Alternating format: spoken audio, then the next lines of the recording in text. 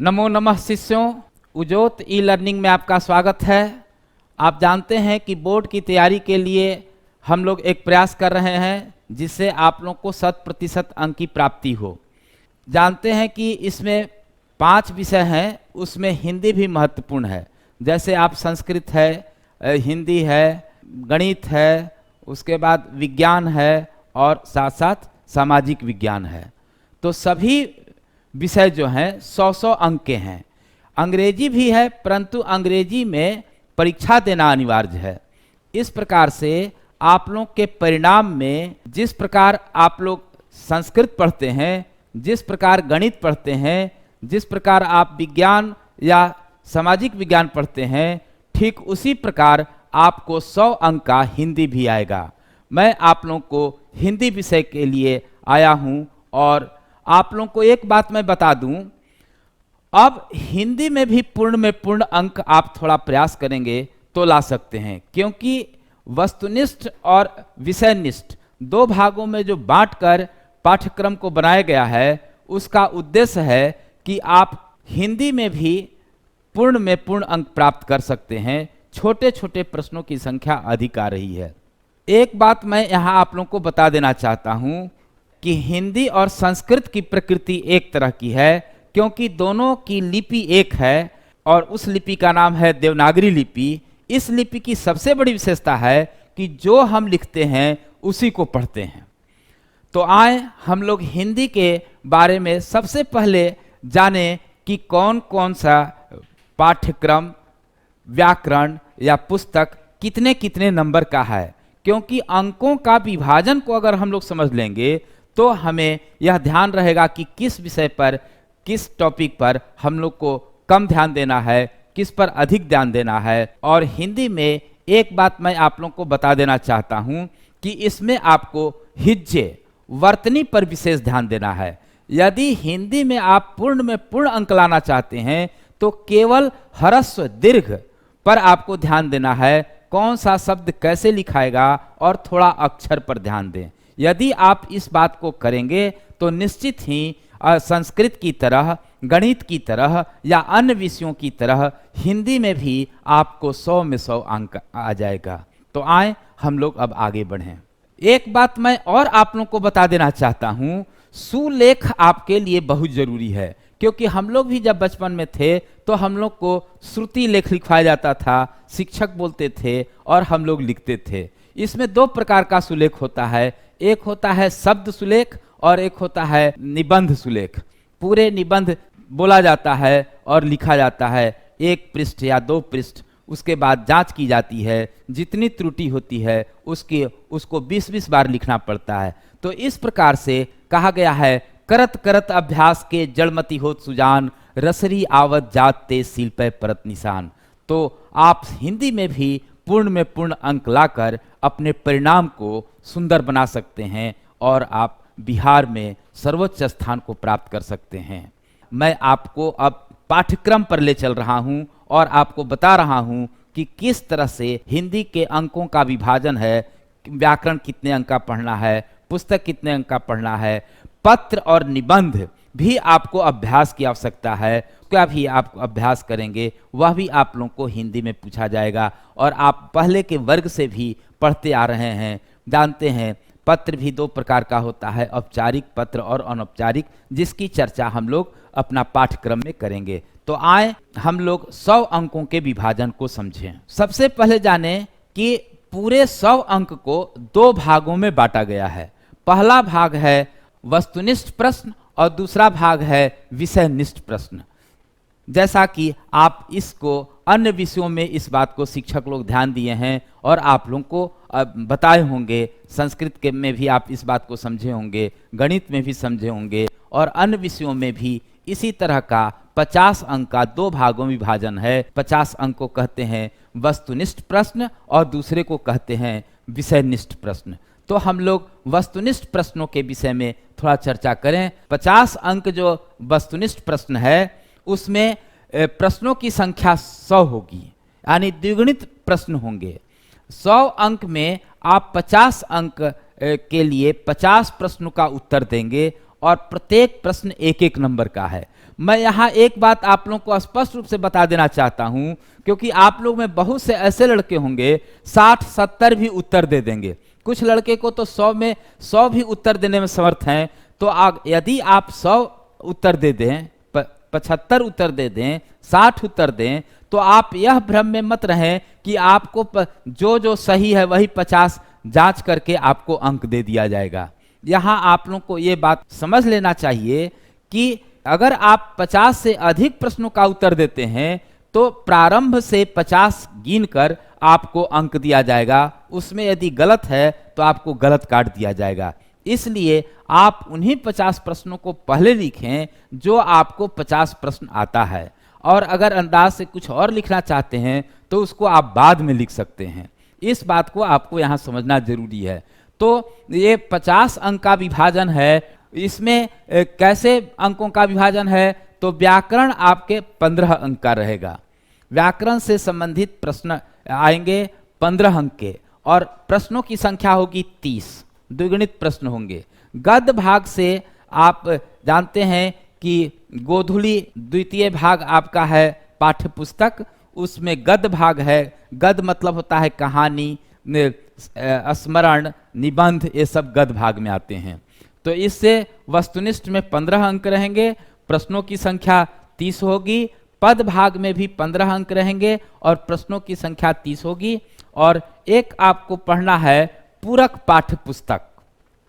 आप इसको संस्कृत में जानते हैं कि पूरक पाठ्य पुस्तक है, उससे अंक के दृष्टिकोण से नहीं है, परंतु हिंदी में ये इससे आपको प्रश्न आएगा। वस्तुनिष्ठ में इससे 5 अंक के प्रश्न पूछे जाएंगे। उसका नाम है वर्णिका। वर्णिका पुस्तक जो आप लोग के पास होगा उससे वस्तुनिष्ठ प्रश्न 5 अंक के आएंगे। तो इस प्रकार से आप 50 अंकों का विभाजन वस्तुनिष्ठ प्रश्नों का देख लिए। इसको हम लोग और आगे प्रश्नों पर हम लोग विचार करेंगे। व्याकरण को विस्तृत रूप से हम लोग देखेंगे कि इसमें क्या क्या है, गद्य भाग में कौन कौन पाठ हैं, पद भाग में कौन कौन पाठ हैं, और वर्णिका में किन किन पाठों को पढ़ना है।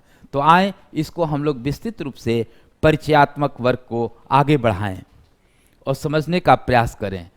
और खंड ब में है विषयनिष्ठ प्रश्न।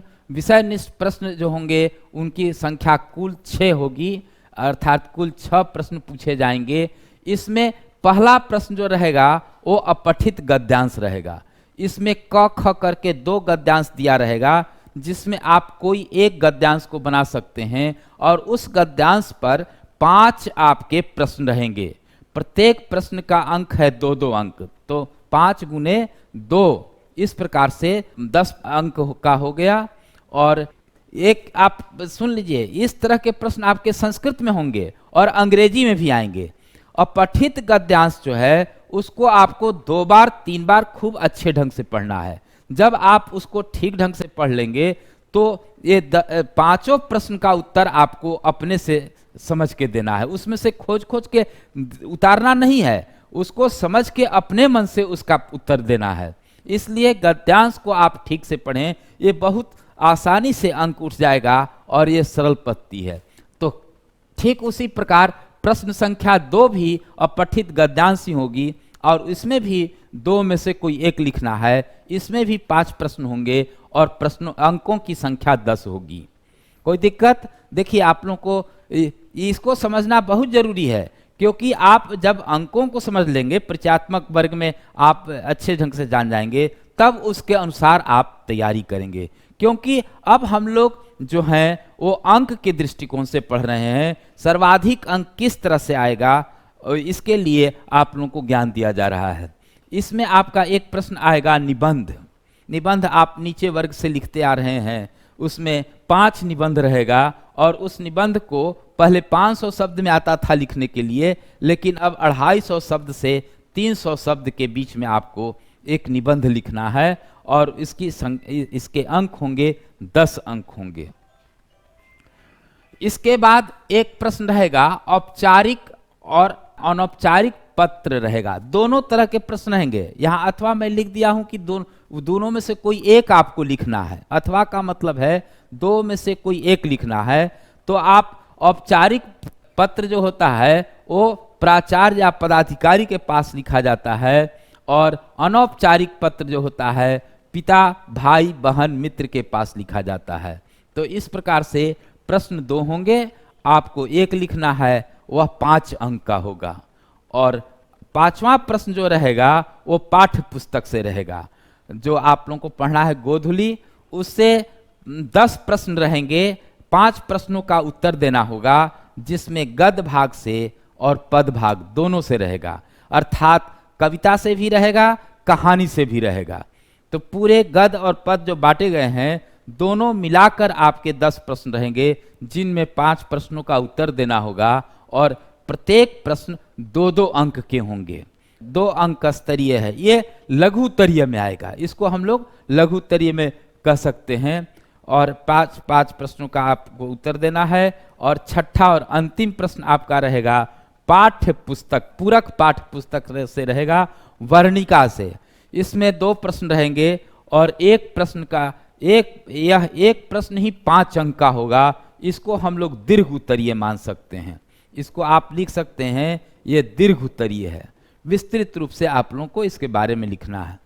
और पाठ्य पुस्तक से इस प्रकार से आप देखें कि पुस्तक के बारे में जानकारी हो गई कि किस गद्य से कितने अंक आएगा, पद से कितने अंक आएगा और पूरक पाठ्य पुस्तक से कैसे आएगा।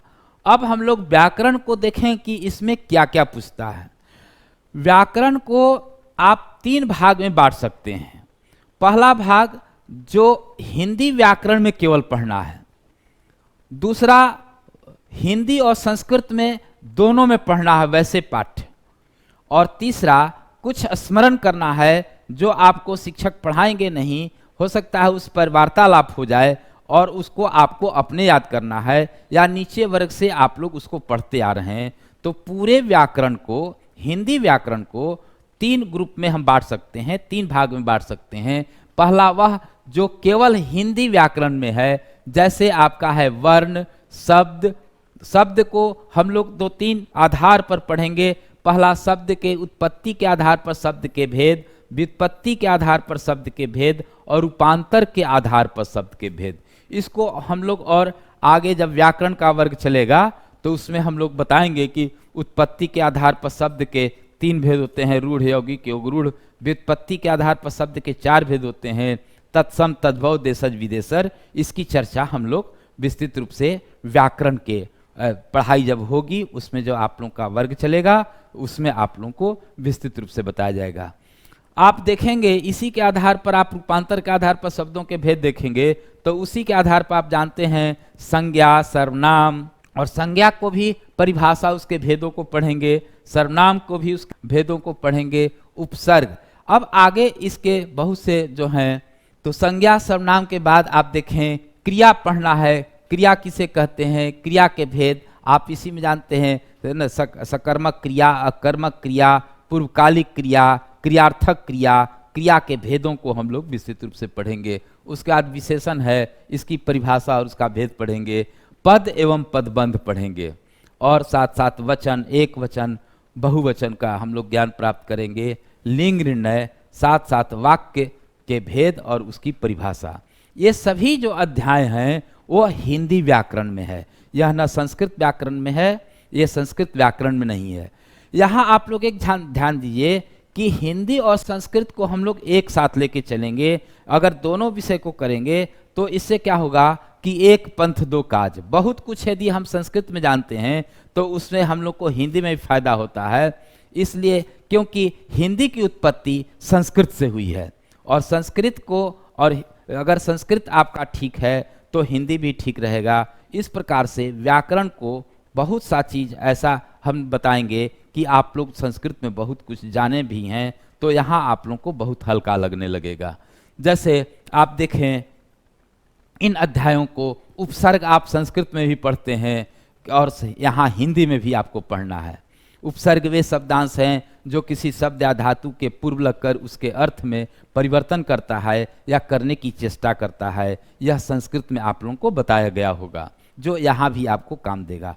परंतु यहाँ थोड़ा अंतर है, संस्कृत के ही उपसर्ग संस्कृत में पढ़ना है, परंतु हिंदी में आप जानते हैं कि 4 प्रकार के शब्द होते हैं, तत्सम, तद्भव, देशज, विदेशज।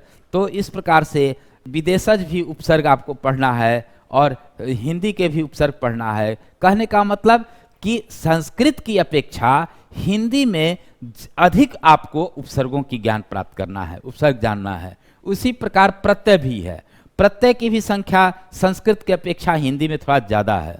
और उसके बाद संधि आप पढ़ेंगे। संधि तो आपको संस्कृत में जो आप पढ़े हैं वह ज्यों का त्यों यहाँ भी हिंदी में पढ़ेंगे। केवल विसर्ग दे देंगे तो वह संस्कृत हो जाएगा और विसर्ग हटा देंगे तो हिंदी हो जाएगा। समास आप संस्कृत में ही पढ़े हैं, कारक भी संस्कृत में पढ़े हैं। तो यहाँ तक आपका जो टॉपिक है या शीर्षक है उपसर्ग, प्रत्यय, संधि, समास, कारक, इसको हम लोग द्वितीय खंड में रखेंगे। जो एक पंथ दो काज की कहावत आप जानते हैं, एक जगह पढ़ेंगे और अंक 2 जगह आएगा। संस्कृत में भी आपको अंक आएगा और हिंदी में भी आएगा। थोड़ा केवल भाषा में परिवर्तन है, कहीं कहीं हम लोग संस्कृत को भी जानेंगे। जैसे राज्ञः पुत्रः राजपुत्रः संस्कृत हुआ, हिंदी उसका कर दिए राजा का पुत्र राजपुत्र, यही समास है। इस प्रकार परंतु कुछ ऐसे अध्याय हैं व्याकरण में, हिंदी व्याकरण में, जो आपको कुछ अभ्यास करना है, याद करना है। इसके लिए अलग से कोई नियम और परिभाषा नहीं है। जैसे आपका है विशेष विशेषण, विशेष विशेषण बनाना है, पर्यायवाची शब्द हैं, विलोम शब्द विपरीतार्थक है, जैसे दिन का रात, सुबह का शाम, इसमें आप लोग बहुत कुछ जानते भी हैं क्योंकि आप चौथे पांचवें से हिंदी व्याकरण को पढ़ते आ रहे हैं। बहुत कुछ आपको जानकारी है। मेरे प्यारे शिष्यों, व्याकरण की केवल थोड़ा पुनरावृत्ति हम लोग को करा देना है और आप अगर थोड़ा सा पुनरावृत्ति कर लेंगे तो अंक व्याकरण में पूर्ण आएगा। 15 में 15 अंक आने में आपको कहीं कोई समस्या नहीं होगी। इसी प्रकार कुछ याद करने वाला है। आप जानते हैं अनेकार्थी शब्द, श्रुति संभिन्नार्थक शब्द, सुनने में एक ऐसा लेकिन अर्थ उसका अलग अलग होता है। उसी प्रकार अनेक शब्दों के बदले में एक शब्द है, मुहावरा है, लोकोक्ति है। और अशुद्ध वाक्य को शुद्ध करना है। शुद्ध वाक्य को अशुद्ध करना है नहीं, आप अशुद्ध नहीं कर देंगे, बल्कि अशुद्ध वाक्य दिया रहेगा उसको शुद्ध करना है। इसमें बहुत ध्यान देना है क्योंकि कभी कभी क्या होता है कि आपको जो बोला जाएगा लगेगा कि वह शुद्ध ही है, इसलिए इस पर ध्यान देना है। इस प्रकार से हिंदी व्याकरण में कौन कौन सा अध्याय पढ़ना है, किस किस पर हम लोग चर्चा करेंगे, इसके बारे में मैं आपको बता दिया। अब हम लोग आए पुस्तक पर। पाठ्य पुस्तक जो गोधली भाग 2 आपको पढ़ना है, उसको 2 भागों में बांटा गया है, गद्य भाग और पद भाग। तो गद्य भाग में आप देखिए पाठ का नाम है, इसमें सबसे पहले आप जानिए वस्तुनिष्ठ में इसमें आता है। अभी हम लोग वस्तुनिष्ठ को देख रहे हैं, वस्तुनिष्ठ के विचार कर रहे हैं। तो इसमें है श्रम विभाजन और जाति प्रथा किसकी रचना है, आता है तो भीमराव अंबेडकर, नाम जानना है। कौन पाठ किसका है, इस पर 6 नंबर के प्रश्न होते हैं, इससे आपको बहुत लाभ है। इसलिए यहाँ आप देखिए और पाठ का नाम जानिए। 20 के दांत नलिन विलोचन शर्मा की रचना है। भारत से हम क्या सीखें, मैक्स मूलर। मैक्स मूलर ने क्या एक भाषण है कि भारतीय, वे बहुत प्रभावित थे हिंदी से और संस्कृत से और भारतीय सभ्यता और संस्कृति से। तो वो पूरे विश्व को अपने निबंध के माध्यम से बताते हैं कि भारत कैसा देश है जहाँ की सभ्यता और संस्कृति काफ़ी उच्च कोटि की है, हम बहुत कुछ भारत से सीख सकते हैं। इस पाठ में उनका बताया गया है। नाखून क्यों बढ़ते हैं, हजारी प्रसाद द्विवेदी की बहुत तार्किक और बुद्धि युक्त यह आपकी निबंध है। ये पढ़ेंगे तो आपको बड़ा नए ज्ञान की प्राप्ति होगी। नाखून के बारे में वे विस्तृत रूप से बताते हैं। हम लोग जानते हैं कि नाखून का तो प्रकृति है बढ़ना। हम अगर नाखून नहीं काटें तो वह स्वाभाविक रूप से बढ़ेगा। जैसे बाल, लोग कहते हैं दाढ़ी आपका बढ़ रहा है, तो दाढ़ी तो बढ़ेगा ही, दाढ़ी कटवाए नहीं है, ये कहना है कि हम दाढ़ी कटवाए नहीं हैं। तो दाढ़ी, उसी प्रकार नाखून की विशेषताओं के बारे में विस्तृत रूप से हजारी प्रसाद द्विवेदी, जो हिंदी साहित्य के उच्च कोटि के विद्वान हैं, उनकी रचना को हम लोग पढ़ेंगे। इसी प्रकार है नागरी लिपि, गुणाकर मूले की रचना है। बहादुर एक पाठ है, अमरकांत की बहुत अच्छी कहानी है। परंपरा का मूल्यांकन रामविलास शर्मा की रचना है, जो आपको पढ़ेंगे तो बहुत मन लगेगा। और आप जो साहित्य से भाग रहे हैं, मोबाइल में आ गए हैं, इन कहानियों को यदि आप पढ़ने लगेंगे तो फिर आपको मोबाइल छूने के मन नहीं करेगा, क्योंकि ये उच्च कोटि के स्तरीय ज्ञानवर्धक सभी कहानी और निबंध हैं। अब आप लोग आगे देखें कि हम लोग यहाँ जान गए बहादुर को हम लोग देखें कि अमरकांत की रचना है। उसी प्रकार परंपरा का मूल्यांकन रामविलास शर्मा की रचना है। और जीत जीत मैं निरखत हूँ, इसके जानते हैं पंडित बिरजू महाराज, जो बनारस के राजघराने तबला वादक थे। बिरजू महाराज को कौन नहीं जानता है। उनकी रचना है जीत जीत मैं निरखत हूँ। और एक है आविन्यो, अशोक वाजपेयी की रचना है। मछली, विनोद कुमार शुक्ल की रचना है। नौबत खाने में इबादत, यतीन्द्र मिश्र की रचना है। और शिक्षा और संस्कृति, राष्ट्रपिता महात्मा गांधी की रचना है। तो इन सभी पाठों को हम लोग पढ़ेंगे गद्य भाग में। पद भाग का आप जानते हैं कविता, जहाँ न जाए रवि वहाँ जाए कवि। आप जानते हैं कि कवि कल्पना से उन स्थलों का खूब सुंदर वर्णन कर देता है जहाँ पर सूर्य के प्रकाश भी प्रवेश नहीं करते हैं। तो ये पद भाग को गद्य भाग की अपेक्षा कविता में कवि के भाव और समय में जाकर समझना पड़ता है। तो उसमें आप देखते हैं कि गुरु नानक जो हैं सिख धर्म के संस्थापक, उनकी रचना है राम नाम बिनु बिरथे जगी जन्मा, और जो नर दुख में दुख नहीं माने। ये दो बहुत भक्ति की कालीन रचना है, उसको हम लोग पढ़ेंगे, सिख धर्म के संस्थापक गुरु नानक की रचना को। और दूसरा हम लोग जानते हैं रसखान, जो कृष्ण के भक्त थे और कृष्ण भक्ति काल के कवि हैं। रसखान जो कृष्ण भक्ति शाखा के कवि हैं, वो प्रेम ऐनी श्री राधिका, और दूसरा है करील के कुंजन ऊपर वारों। ये दो रचनाएं रसखान की पढ़ना है। उसका तीसरा है अति सूद हो स्नेह को मार्ग हैं, ओ असुवनी है लय बरसों, दो घनानंद की रचना को आप पढ़ेंगे। और तब आप आ जाएंगे आधुनिकता में। हम लोग देखेंगे प्रेम घन की रचना स्वदेशी, जिसमें अपने देश के वस्तुओं से उपयोग करने का पर बल दिया गया है। और उसके बाद है भारत माता ग्रामवासिनी। भारत माता के विषय में सुमितानंद पंत ने बताए हैं, जिन्हें हम प्रकृति के सुकुमार कवि कहते हैं, सुमितानंद पंत को। इसके बाद जनतंत्र का जन्म, रामधारी सिंह दिनकर क्रांतिकारी कवि हैं और एक उच्च कोटि के कवि हैं। रामधारी सिंह दिनकर की रचना है जनतंत्र का जन्म। हिरोशिमा, सच्चिदानंद हीरानंद वात्स्यायन की रचना है। एक वृक्ष की हत्या, कुंवर नारायण की रचना है। हमारी नींद, वीरेंद्र डगवाल की रचना है। अक्षर ज्ञान, अनामिका की रचना है। लौट कर आऊँगा फिर, जीवनानंद की रचना है। किस तरह से वे अपने गांव से प्रेम करते हैं, वो बार बार जन्म लेना चाहते हैं और पुनः आकर उस गांव का आनंद प्राप्त करना चाहते हैं। जीवनानंद ने एक कविता में बहुत सुंदर ढंग से अपने विचारों को प्रकट किया है। और मेरे बिना तुम प्रभु, रेनर मारिया की उच्च कोटि की रचना है। इसमें भक्त और भगवान के अनुनाश्रय संबंध को बतलाया गया है। और कवित्री यह कहना चाहती हैं कि जितना महत्व भक्त का है, उससे कहीं थोड़ा भी कम महत्व भगवान का नहीं है। अर्थात भगवान का जितना महत्व है, उतना ही भक्त का महत्व है। भक्त और भगवान के बीच में अनुनाश्रय संबंध पर इस कविता में प्रकाश डाला गया है। और इसके बाद हम देखें कि इसके बाद एक पूरक पुस्तक आपको पढ़ना है, और उसमें वर्णिका है। आपका वर्णिका पूरक पाठ्य पुस्तक है। इसमें कौन कौन पाठ पढ़ना है उसको हम लोग जान जाएं। तो इसमें पहला है दही वाली मंगम्मा, और श्रीनिवास जी की रचना है। और B.R. नारायण इसको अनुवाद किए हैं, अनुवादक हैं। ढहते विश्वास, 7 कौड़ी होता लेखक का नाम है। अनुवादक हैं राजेंद्र प्रसाद मिश्रा। और माँ जो है ये ईश्वर पेटिलकर की रचना है। गोपाल दास नागर इसके अनुवादक हैं। और नगर पाठ जो है इसके लेखक हैं सुजाता, और के जमुना जो है इसके अनुवादक के रूप में हैं। धरती कब तक घूमेगी, सांवर दैया लेखक का नाम है, और इसके अनुवादक भी वही हैं, यानी इन्हीं की रचना है। यहाँ पर आप सुधार सकते हैं, प्रसाद को त्रुटि हो गया है, थोड़ा सा आप इसको सुधार लेंगे, राजेंद्र प्रसाद मिश्र। तो इस प्रकार से अभी हम लोग हिंदी का परिचय वर्ग लिए, और आपको मैं बताया कि किस तरह से आप हिंदी को पढ़ेंगे, और तब आपके 100 में 100 अंक आएगा।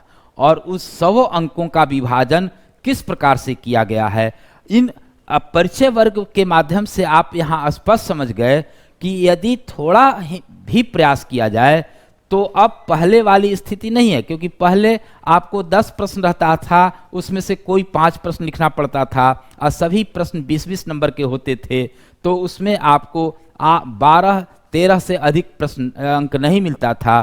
परंतु अब छोटे छोटे प्रश्न आ रहे हैं, वस्तुनिष्ठ आ रहे हैं। 50 नंबर के तो आपका केवल वस्तुनिष्ठ प्रश्न ही है, और 50 नंबर जो विषयनिष्ठ प्रश्न है उसमें भी आप देखें कि 2-2 अंक के ज़्यादा प्रश्न हैं। तो इस प्रकार से मात्र एक दीर्घोत्तरीय प्रश्न है 5 अंक का, जो पाठ्य पुस्तक से है। कहने का मतलब, और पत्र और निबंध भी 5 या 10 नंबर का है। कहने का तात्पर्य है कि यदि आप सुलेख और श्रुतिलेख अगर आप लिखेंगे, थोड़ा सा अशुद्धियों पर ध्यान देंगे और शुद्ध शुद्ध लिखेंगे, अक्षर अगर आपका सही होगा, तो निश्चित ही संस्कृत की तरह, गणित की तरह हिंदी में भी आपको 100 में 100 अंक आएगा। बहुत बहुत आपको धन्यवाद। आप बहुत अच्छा करें, इस शुभकामना के साथ मैं वर्ग को समाप्त कर रहा हूं। नमस्कार, उजोत ई लर्निंग प्रोग्राम में आपका स्वागत है। मैं हूं आपका दोस्त रजनीश प्रियदर्शी। बिहार बोर्ड 10वीं की परीक्षा देने वाले छात्र छात्राओं के लिए उजोत लेकर आया है कंप्लीट वीडियो कोर्स, जहां हमारे अनुभवी शिक्षक आसान भाषा में सभी विषयों का आपके सिलेबस के अनुसार तैयारी करवाएंगे, जिससे कि मैट्रिक की परीक्षा में आप अधिक से अधिक अंक प्राप्त कर सकें। जय हिंद।